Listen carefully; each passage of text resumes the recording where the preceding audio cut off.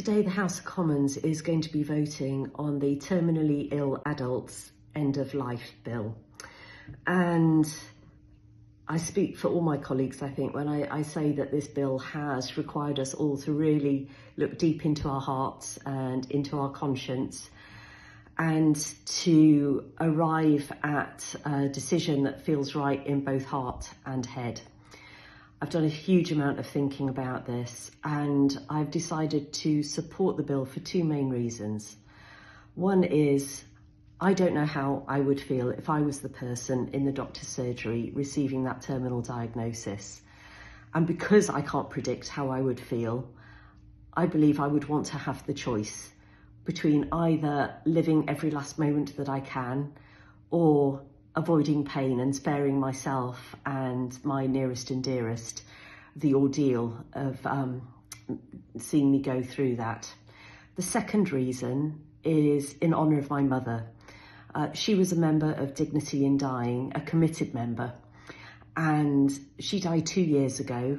The opportunity for an assisted death didn't come up for her. She had a stroke and died a mercifully short 2 weeks later.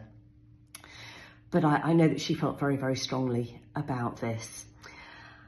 I am also somewhat reassured by the experience of countries and states in the US that have already gone down this path, that it seems that the vast majority of people who get the licence, who go through this process for assisted dying, never actually exercise the option.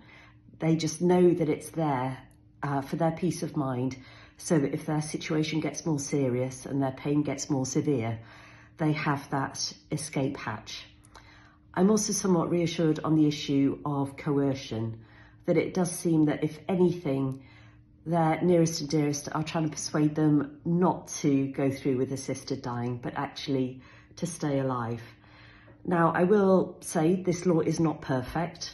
I don't think any of our laws are. But I do believe that it has the most robust controls that are possible.